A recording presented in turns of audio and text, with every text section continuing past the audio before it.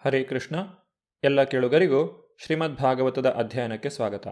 ಭಾಗವತದ 6ನೆಯ ಸ್ಕಂಧವನ್ನು ನಾವು ಅಧ್ಯಯನ ಮಾಡುತ್ತಿದ್ದೇವೆ. ಗುರು ಬೃಹಸ್ಪತಿಗಳ ಅನುಪಸ್ಥಿತಿಯಲ್ಲಿ ದೇವತೆಗಳೆಲ್ಲರೂ ವಿಶ್ವರೂಪರನ್ನು ತಮ್ಮ ಗುರುಗಳನ್ನಾಗಿ ಸ್ವೀಕರಿಸಲು ನಿರ್ಧರಿಸಿದರು. ದೇವತೆಗಳು ವಿಶ್ವರೂಪರ ಬಳಿಗೆ ಬಂದು ಅವರ ಮನವೊಲಿಸಲು ಪ್ರಯತ್ನಿಸಿದರು. ನಮ್ಮ ಶತ್ರುಗಳಿಂದ ನಾವು ಪರಾಜಿತರಾಗಿದ್ದೇವೆ, ಆದ ಕಾರಣ ನಾವು ಬಹಳಷ್ಟು ತೊಂದರೆಗೊಳಗಾಗಿದ್ದೇವೆ. ನಿಮ್ಮ ತಪಶಕ್ತಿಯ ಮೂಲಕ ನಮ್ಮ ಸಂಕಟಗಳನ್ನು ನಿವಾರಿಸಿ, ದಯವಿಟ್ಟು ಕರುಣಾಪೂರ್ಣರಾಗಿ ನಮ್ಮ ಅಪೇಕ್ಷೆಗಳನ್ನು ಪೂರೈಸಿ, ದಯಮಾಡಿ ನಮ್ಮ ಪ್ರಾರ್ಥನೆಗಳನ್ನು ನೆರವೇರಿಸಿ. ನಾವು ನಿಮ್ಮನ್ನು ನಮ್ಮ ಗುರುವೆಂದು ಮತ್ತು ನಿರ್ದೇಶಕರೆಂದು ಸ್ವೀಕರಿಸುತ್ತೇವೆ. ನಿಮ್ಮ ತಪೋಬಲದಿಂದಾಗಿ ನಮ್ಮನ್ನು ಆಕ್ರಮಿಸಿರುವ ಶತ್ರುಗಳನ್ನು ಸುಲಭವಾಗಿ ಸೋಲಿಸಬಹುದು. ದೇವತೆಗಳು ಈ ರೀತಿಯಾಗಿ ಪ್ರಾರ್ಥಿಸಿದಾಗ ವಿಶ್ವರೂಪರು ಅವರ ಕೋರಿಕೆಗಳನ್ನು ಈಡೇರಿಸಲು ನಿರ್ಧರಿಸಿದರು. ಸಾಮಾನ್ಯವಾಗಿ ದೈತ್ಯರನ್ನು ದೇವತೆಗಳ ಶತ್ರುಗಳೆಂದು ತಿಳಿಯಲಾಗುತ್ತದೆ. ಅವರ ಐಶ್ವರ್ಯವನ್ನು ಶುಕ್ರಾಚಾರ್ಯರು ತಮ್ಮ ಬುದ್ಧಿಶಕ್ತಿ ಮತ್ತು ತಂತ್ರಗಳಿಂದ ರಕ್ಷಿಸಿದ್ದರು. ಆದರೆ ವಿಶ್ವರೂಪರು ಅತ್ಯಂತ ಶಕ್ತಿ ಸಂಪನ್ನರು.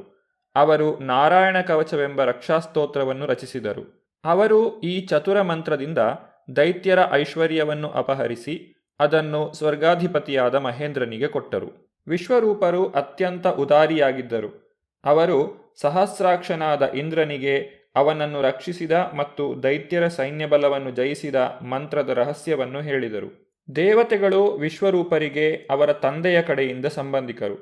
ಆದುದರಿಂದ ಅವರು ಇಂದ್ರಾಯ ಇದಂ ಸ್ವಾಹ, ಇದು ರಾಜ ಇಂದ್ರನಿಗೆ, ಇದಂ ಅಗ್ನಯೇ, ಇದು ಅಗ್ನಿದೇವನಿಗೆ ಇತ್ಯಾದಿಯಾಗಿ ಮಂತ್ರೋಚ್ಚಾರಣೆ ಮಾಡುತ್ತಾ ಪ್ರತ್ಯಕ್ಷವಾಗಿ ಹೋಮಾಗ್ನಿಯಲ್ಲಿ ಆಜ್ಯದ ಹವಿಸ್ಸನ್ನು ಅರ್ಪಿಸಿದರು. ಅವರು ಈ ಮಂತ್ರಗಳನ್ನು ಗಂಭೀರ ಸ್ವರದಲ್ಲಿ ಉಚ್ಚರಿಸುತ್ತಾ ಪ್ರತಿಯೊಬ್ಬ ದೇವತೆಗೂ ಅವರವರ ಸೂಕ್ತ ಪಾಲನ್ನು ಅರ್ಪಿಸಿದರು. ಹೀಗೆ ಯಜ್ಞದಲ್ಲಿ ದೇವತೆಗಳ ಹೆಸರಿನಲ್ಲಿ ಹವಿಸ್ಸನ್ನು ಅಗ್ನಿಯಲ್ಲಿ ಅರ್ಪಿಸುತ್ತಿದ್ದರು. ಆದರೆ ಅಸುರರು ವಿಶ್ವರೂಪರಿಗೆ ತಾಯಿಯ ಕಡೆಯ ಸಂಬಂಧಿಗಳಾದುದರಿಂದ ದೇವತೆಗಳಿಗೆ ಕಾಣಿಸದಂತೆ ಅಸುರರಿಗೂ ಅವರು ಆಹುತಿಯನ್ನು ಅರ್ಪಿಸುತ್ತಿದ್ದರು. ಅಸುರರ ಪರವಾಗಿ ಆಹುತಿಯನ್ನು ಅರ್ಪಿಸುತ್ತಾ ವಿಶ್ವರೂಪರು ರಹಸ್ಯವಾಗಿ ದೇವತೆಗಳಿಗೆ ವಂಚನೆ ಮಾಡುತ್ತಿರುವುದನ್ನು ಒಂದು ಸಲ ಸ್ವರ್ಗಾಧಿಪತಿಯಾದಂತಹ ಇಂದ್ರನು ತಿಳಿದನು. ಅಸುರರಿಂದ ತಾನು ಸೋತು ಹೋಗುತ್ತೇನೆ ಎಂದು ಅವನಿಗೆ ಅತೀವ ಭಯವಾಯಿತು. ಇಂದ್ರನು ಅಪಾರ ಕೋಪದಿಂದ ವಿಶ್ವರೂಪರ ತಲೆಯನ್ನು ಕಡಿದುಬಿಟ್ಟನು. ಬ್ರಹ್ಮಹತ್ಯಾ ದೋಷದಿಂದ ಬರುವ ಪಾಪದ ಪ್ರತಿಕ್ರಿಯೆಗಳನ್ನು ನಿಷ್ಕ್ರಿಯಗೊಳಿಸುವಷ್ಟು ಶಕ್ತಿ ಇಂದ್ರನಿಗೆ ಇತ್ತು. ಆದರೂ ಕೂಡ ಪಶ್ಚಾತ್ತಾಪದಿಂದ ಈ ಪಾಪದ ಹೊರೆಯನ್ನು ಕೈಜೋಡಿಸಿ ಅಂಗೀಕರಿಸಿದನು. ಈ ರೀತಿಯಾಗಿ ಇಂದ್ರನು 1 ವರ್ಷಗಳ ಕಾಲ ದುಃಖವನ್ನು ಅನುಭವಿಸಿದನು. ವಿಶ್ವರೂಪನ ಹತ್ಯೆಯಾದ ಮೇಲೆ ಅವನ ತಂದೆ ತ್ವಷ್ಟ ಇಂದ್ರನನ್ನು ಸಂಹಾರ ಮಾಡಲು ಯಜ್ಞವನ್ನು ಮಾಡಿದನು. ಹೋಮಾಗ್ನಿಯಲ್ಲಿ ಆಹುತಿಗಳನ್ನು ಅರ್ಪಿಸುತ್ತಾ, ಹೇ ಇಂದ್ರನ ಶತ್ರುವೇ, ತಡಮಾಡದೆ ನಿನ್ನ ಶತ್ರುವನ್ನು ಸಂಹರಿಸಲು ವರ್ಧಿಸು ಎಂದು ಅವನು ಹೇಳಿದನು. ಆಗ ಅಲ್ಲಿ ಒಬ್ಬ ದೈತ್ಯನು ಕಾಣಿಸಿಕೊಂಡನು. ಆ ಮಹಾಭಯಂಕರ ರಾಕ್ಷಸನು ನಿಜವಾಗಿ ತ್ವಷ್ಟನ ಮಗನಾಗಿದ್ದನು. ಅವನು ತಪಸ್ಸಿನ ಬಲದಿಂದ ಸಮಸ್ತ ಲೋಕಗಳನ್ನು ವ್ಯಾಪಿಸಿದ. ಆದ್ದರಿಂದಲೇ ಅವನಿಗೆ ವೃತ್ರ ಎಂದು ಹೆಸರಿಟ್ಟರು. ದೇವತೆಗಳು ಇಂದ್ರನ ನೇತೃತ್ವದಲ್ಲಿ ತಮ್ಮ ಸೈನಿಕರಿಂದ ಒಡಗೂಡಿ ಆ ರಾಕ್ಷಸನ ಮೇಲೆ ಆಕ್ರಮಣವನ್ನು ಮಾಡಿದರು. ಆದರೆ ವೃತ್ರಾಸುರನು ಅವರ ಎಲ್ಲ ಆಯುಧಗಳನ್ನು ನುಂಗಿ ಹಾಕಿದನು. ಆ ರಾಕ್ಷಸನ ಸಾಮರ್ಥ್ಯವನ್ನು ಕಂಡಂತಹ ದೇವತೆಗಳು ಮೂಕವಿಸ್ಮಿತರಾಗಿ ನಿರಾಶೆಯಿಂದ ನಿಸ್ತೇಜರಾದರು. ಅವರೆಲ್ಲರೂ ಸೇರಿ ದೇವೋತ್ತಮ ಪರಮಪುರುಷನಾದ ನಾರಾಯಣನನ್ನು ಆರಾಧಿಸುವ ಮೂಲಕ ಓಲೈಸಲು ಪ್ರಯತ್ನಿಸಿದರು. ದೇವತೆಗಳು ಭಗವಂತನನ್ನು ಮನಪೂರ್ವಕವಾಗಿ ಪ್ರಾರ್ಥಿಸಿದಾಗ ಭಗವಂತನು ಅವರನ್ನು ಕರುಣೆಯಿಂದ ಆಲಿಸಿದನು. ಸುಪ್ರೀತನಾದಂತಹ ಭಗವಂತನು ದೇವತೆಗಳಿಗೆ ಉತ್ತರಿಸಿದನು, ಪ್ರಿಯ ದೇವತೆಗಳೇ, ಉನ್ನತ ವಿದ್ಯೆಯಿಂದ ಕೂಡಿ ನೀವು ನನಗೆ ಪ್ರಾರ್ಥನೆಗಳನ್ನು ಸಲ್ಲಿಸಿದ್ದೀರಿ. ನಿಮ್ಮ ಬಗೆಗೆ ನಾನು ನಿಶ್ಚಯವಾಗಿಯೂ ಸುಪ್ರೀತನಾಗಿದ್ದೇನೆ. ಅಂತಹ ಜ್ಞಾನದಿಂದ ವ್ಯಕ್ತಿಯು ಮುಕ್ತನಾಗುತ್ತಾನೆ. ಹೀಗೆ ಅವನು ಲೌಕಿಕ ಜೀವನದ ಸ್ಥಿತಿಗಳಿಗೆ ಮಿಗಿಲಾದ ತನ್ನ ಉನ್ನತ ಸ್ಥಾನವನ್ನು ಸ್ಮರಿಸುತ್ತಾನೆ. ಪೂರ್ಣ ತಿಳುವಳಿಕೆಯಿಂದ ಪ್ರಾರ್ಥನೆ ಮಾಡುವ ಅಂತಹ ಭಕ್ತನು ಸಂಪೂರ್ಣವಾಗಿ ಪರಿಶುದ್ಧನಾಗುತ್ತಾನೆ. ಇದೇ ನನ್ನ ಭಕ್ತಿ ಸೇವೆಯ ಮೂಲವಾಗಿದೆ. ನನಗೆ ಯಾರ ವಿಷಯದಲ್ಲಾದರೂ ಸಂತುಷ್ಟಿ ಉಂಟಾದರೆ ಅಂತಹವನಿಗೆ ಸಾಧಿಸಲು ಕಷ್ಟವಾದುದು ಯಾವುದೂ ಇಲ್ಲ ಎಂಬುದು ನಿಜ. ಆದರೂ ನನ್ನಲ್ಲಿ ಅನನ್ಯವಾದ ಸ್ಥಿರ ಮನಸ್ಸುಳ್ಳ ಶುದ್ಧ ಭಕ್ತನು ಭಕ್ತಿ ಸೇವೆಯಲ್ಲಿ ಮಗ್ನನಾಗುವ ಅವಕಾಶದ ವಿನಃ ಬೇರೆ ಏನನ್ನೂ ನನ್ನಲ್ಲಿ ಕೇಳುವುದಿಲ್ಲ. ಲೌಕಿಕ ಸೊತ್ತುಗಳೇ ಸರ್ವಸ್ವ ಅಥವಾ ಅವೇ ಜೀವನದ ಆತ್ಯಂತಿಕ ಗುರಿ ಎಂದು ಯಾರು ಭಾವಿಸುತ್ತಾರೋ ಅವರನ್ನು ಕೃಪಣರು ಎಂದು ಕರೆಯುತ್ತಾರೆ. ಅವರು ಆತ್ಮದ ಅಂತಿಮ ಅಗತ್ಯವನ್ನು ತಿಳಿದಿರುವುದಿಲ್ಲ. ಇಂದ್ರನೇ, ನೀನು ಈಗ ಶ್ರೇಷ್ಠ ಋಷಿ ದದೀಚಿಯ ಬಳಿಗೆ ಹೋಗು. ದದೀಚಿಯು ಜ್ಞಾನ, ವ್ರತ ಮತ್ತು ತಪಸ್ಸುಗಳಲ್ಲಿ ಪರಿಪೂರ್ಣತೆಯನ್ನು ಪಡೆದಿದ್ದಾರೆ. ಅವರ ದೇಹವು ಅತ್ಯಂತ ಬಲಶಾಲಿಯಾಗಿದೆ. ತಡ ಮಾಡದೆ ಹೋಗಿ ಅವರ ದೇಹವನ್ನು ಕೇಳು. ನಾರಾಯಣ ಕವಚವೆಂದು ಹೆಸರಾದ ದದೀಚಿಯ ಅಭೇದ್ಯ ರಕ್ಷಾ ಕವಚವನ್ನು ತ್ವಷ್ಟ ಎಂಬವನಿಗೆ ನೀಡಲಾಯಿತು. ಅವನು ಅದನ್ನು ತನ್ನ ಮಗನಾದ ವಿಶ್ವರೂಪನಿಗೆ ಕೊಟ್ಟನು. ಅವನಿಂದ ನೀನು ಪಡೆದಿರುವೆ. ಈ ನಾರಾಯಣ ಕವಚದಿಂದ ದದೀಚಿಯ ದೇಹವು ಬಹಳ ಬಲಶಾಲಿಯಾಗಿದೆ. ಆದುದರಿಂದ ನೀನು ಅವನ ದೇಹಕ್ಕಾಗಿ ಬೇಡಬೇಕು. ನಿನ್ನ ಪರವಾಗಿ ಅಶ್ವಿನಿ ಕುಮಾರರು ದದೀಚಿಯ ದೇಹಕ್ಕಾಗಿ ಬೇಡಿದಾಗ ವಾತ್ಸಲ್ಯದಿಂದ ಅವರು ನಿಶ್ಚಯವಾಗಿಯೂ ಕೊಡುತ್ತಾರೆ. ಇದನ್ನು ಅನುಮಾನಿಸಬೇಡ. ಏಕೆಂದರೆ ದದೀಚಿಯು ಧಾರ್ಮಿಕ ವಿಚಾರಗಳಲ್ಲಿ ಮಹಾ ಅನುಭವಶಾಲಿ. ದದೀಚಿಯು ತನ್ನ ದೇಹವನ್ನು ನಿನಗೆ ಕೊಟ್ಟಾಗ ವಿಶ್ವಕರ್ಮನು ಅದರಿಂದ ವಜ್ರಾಯುಧವನ್ನು ತಯಾರಿಸುತ್ತಾನೆ. ಈ ವಜ್ರಾಯುಧವು ಖಂಡಿತವಾಗಿಯೂ ವೃತ್ರಾಸುರನನ್ನು ಕೊಲ್ಲುತ್ತದೆ. ಏಕೆಂದರೆ ಅದರಲ್ಲಿ ನನ್ನ ಶಕ್ತಿಯ ಆವಾಹನೆಯಾಗಿರುತ್ತದೆ. ಈ ರೀತಿ ಇಂದ್ರನಿಗೆ ಬೋಧಿಸಿದ ಮೇಲೆ ದೇವೋತ್ತಮ ಪರಮಪುರುಷನು ಅದೃಶ್ಯನಾದನು. ಭಗವಂತನ ಆಜ್ಞೆಯಂತೆ ದೇವತೆಗಳು ದದೀಚಿಯ ಬಳಿಗೆ ತೆರಳಿದರು. ದದೀಚಿಯು ಬಹಳ ಉದಾರಿ.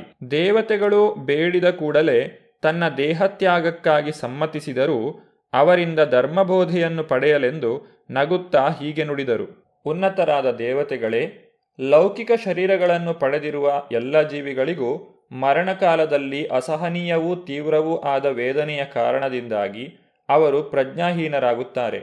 ಈ ವೇದನೆಯ ವಿಷಯವನ್ನು ನೀವು ಬಲ್ಲಿರಾ? ಈ ಲೌಕಿಕ ಜಗತ್ತಿನಲ್ಲಿ ಪ್ರತಿ ಜೀವಿಯು ತನ್ನ ಭೌತಿಕ ಶರೀರದಿಂದ ಲೋಲುಪ್ತಿಯಲ್ಲಿಯೇ ಇರುತ್ತಾನೆ.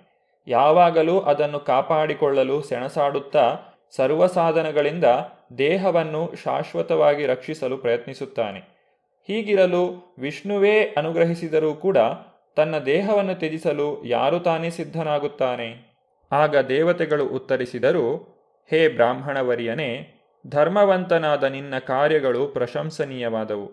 ನಿನ್ನಂತಹವರು ಸಾಮಾನ್ಯವಾಗಿ ದಯಾವಂತರು, ಜನಗಳನ್ನು ಪ್ರೀತಿಸುವವರು. ಅನ್ಯರ ಪ್ರಯೋಜನದ ಸಲುವಾಗಿ ಇಂತಹ ಧರ್ಮಾತ್ಮರು ಏನನ್ನು ತಾನೇ ನೀಡುವುದಿಲ್ಲ.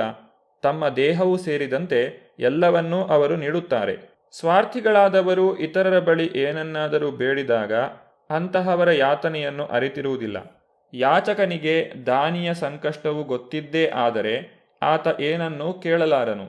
ಹಾಗೆಯೇ ದಾನ ನೀಡಬಲ್ಲವನಿಗೆ ಯಾಚಕನ ಕಷ್ಟ ತಿಳಿದಿರುವುದಿಲ್ಲ. ಗೊತ್ತಿದ್ದರೆ ಯಾಚಕನು ಏನು ದಾನವನ್ನೇ ಬೇಡಲಿ ದಾನಿಯು ನಿರಾಕರಿಸುತ್ತಿರಲಿಲ್ಲ. ಇದಕ್ಕೆ ಉತ್ತರವಾಗಿ ದದೀಚಿಗಳು ಈ ರೀತಿ ನುಡಿದರು. ನಿಮ್ಮಿಂದ ಧರ್ಮತತ್ವ ವಿಚಾರಗಳನ್ನು ಕೇಳಿಕೊಳ್ಳಲೆಂದಷ್ಟೇ ನೀವು ಕೇಳಿದಾಗ ನನ್ನ ದೇಹತ್ಯಾಗಕ್ಕಾಗಿ ಒಪ್ಪಲಿಲ್ಲ. ನನ್ನ ದೇಹ ನನಗೆ ತುಂಬ ಪ್ರಿಯವಾದುದಾದರೂ ಈಗ ಸದುದ್ದೇಶಕ್ಕಾಗಿ ಅದನ್ನು ನಾನು ಬಿಟ್ಟುಕೊಡುತ್ತಿದ್ದೇನೆ. ಏಕೆಂದರೆ ಇಂದಲ್ಲದಿದ್ದರೆ ನಾಳೆಯಾದರೂ ಅದನ್ನು ನಾನು ಬಿಟ್ಟುಕೊಡಬೇಕಲ್ಲವೇ? ಇತರ ಜೀವಿಗಳ ಸಂಕಟವನ್ನು ಕಂಡು ಶೋಕಿಸುವವನು ಇಲ್ಲವೇ ಅವರ ಸಂತೋಷವನ್ನು ಕಂಡು ಹರ್ಷಪಡುವವನು ಆದವನನ್ನು ಧರ್ಮಾತ್ಮರು, ದಯಾಮಯಿಗಳು ಆದ ಶ್ರೇಷ್ಠರು ಮೆಚ್ಚುತ್ತಾರೆ. ಆತನ ಧರ್ಮತತ್ವಗಳು ಅಳಿಯುವಂತಹುದಲ್ಲ. ದದೀಚಿ ಮಹರ್ಷಿಗಳು ಹೀಗೆ ದೇವತೆಗಳ ಸೇವೆಯ ಸಲುವಾಗಿ ತಮ್ಮ ದೇಹವನ್ನು ನೀಡಲು ನಿರ್ಧರಿಸಿದರು. ಅವರು ತಮ್ಮ ಆತ್ಮವನ್ನು ದೇವೋತ್ತಮ ಪರಮಪುರುಷನ ಪಾದಕಮಲದಲ್ಲಿ ಅರ್ಪಿಸಿ ಐಹಿಕವಾಗಿ ಪಂಚಭೂತಗಳಿಂದ ಮಾಡಿದ ಸ್ಥೂಲ ದೇಹವನ್ನು ಬಿಟ್ಟುಕೊಟ್ಟರು. ದದೀಚಿಯ ಮೂಳೆಗಳಿಂದ ವಿಶ್ವಕರ್ಮನು ವಜ್ರಾಯುಧವನ್ನು ನಿರ್ಮಿಸಿದನು. ನಂತರ ದೇವತೆಗಳಿಗೂ ರಾಕ್ಷಸರಿಗೂ ಭಯಂಕರವಾದಂತಹ ಯುದ್ಧವಾಯಿತು. ವೃತ್ರಾಸುರನ ನಾಯಕತ್ವದಲ್ಲಿ ರಾಕ್ಷಸರೆಲ್ಲ ರಣರಂಗದಲ್ಲಿ ಸೇರಿದಾಗ ವಜ್ರಾಯುಧ ಭೂಷಿತನಾದ ಇಂದ್ರನನ್ನು ಅಲ್ಲಿ ಕಂಡರು. ಇಂದ್ರನ ಜೊತೆಯಾಗಿ ರುದ್ರರು, ವಸುಗಳು, ಆದಿತ್ಯರು, ಅಶ್ವಿನಿ ಕುಮಾರರು, ವಿಶ್ವೇ ದೇವತೆಗಳು ಇದ್ದುದರಿಂದ ಈ ಸಮೂಹವು ಇಂದ್ರನನ್ನು ಇನ್ನಷ್ಟು ತೇಜೋಮಯನನ್ನಾಗಿ ಮಾಡಿತು.